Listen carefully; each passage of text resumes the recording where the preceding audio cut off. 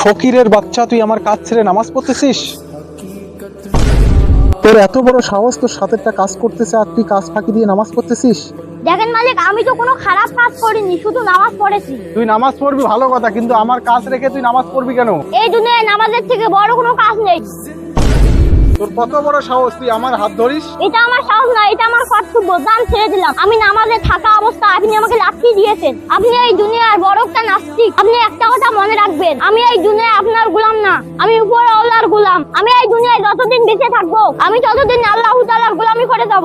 আমি আর আপনার কাজ করব না। যে মালিক আমাকে নামাজ পড়ার সময় দেয় না, সে মালিকের আজ থেকে কাজ ছেড়ে দিলাম। আর আপনি আমার সামনে থেকে সরে যান। ভিডিওটি ভালো লাগলে চ্যানেলটি সাবস্ক্রাইব করবেন আর কমেন্টে আল্লাহু আকবার লিখে যাবেন।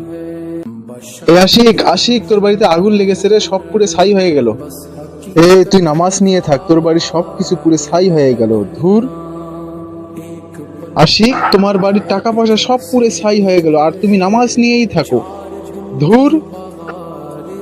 আসসালামু আলাইকুম রহমাতুল্লাহ। আসসালামু আলাইকুম রহমাতুল্লাহ। এই ছেলে, এখন তোমার বাড়ি এসে আর কোনো লাভ নেই, শুধু তোমার মা বেঁচে আছে। তাড়াতাড়ি চলো, তোমার মাকে বাঁচাও, আর নামাজ পড়তে লাগবে না। পাগল, তুমি হাসতেছো কেন? আমি সবকিছু ছেড়ে দিয়ে আল্লাহ তাআলার ইবাদত করতেছি। আমার কোনো জিনিসের উপর ভয় নেই। আমার জান ও মালের হেফাজত আল্লাহ তাআলা করবে। আমি তোমাকে পরীক্ষা করতেছি। আমি তোমার নামাজে 3 বার বাধা দিয়েছি, তবু তুমি নামাজ ছেড়ে কোথাও যাওনি। তুমি এই পরীক্ষায় পাশ করেছো। এখন আর আমার এখানে কোনো কাজ নেই।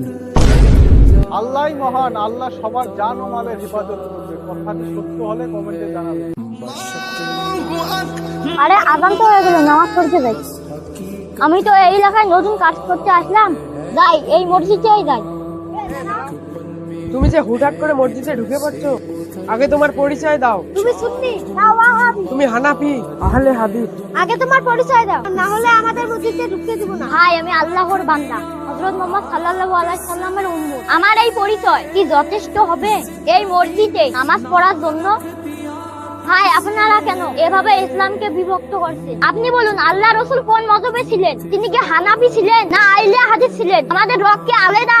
আমাদের কোরআন আর তোমাদের কোরআন কি আলাদা? ভাই, আল্লাহ তাআলা বলেছেন, তুমি আল্লাহর রুজুকে আঁকড়ে ধরো এবং একসঙ্গে থাকো। কিন্তু আজ আমরা দলে ভাগ হয়ে গেছি, এই জন্য আজ মুসলিমরা নির্যাতিত। ছোট ভাই, আমরা তো এইভাবে কোনোদিন ভাবিনি। আমাদেরকে এতদিন ভুল শিখানো হয়েছে। চলো ছোট ভাই, আমরা সবাই এক মসজিদে নামাজ পড়তে যাই।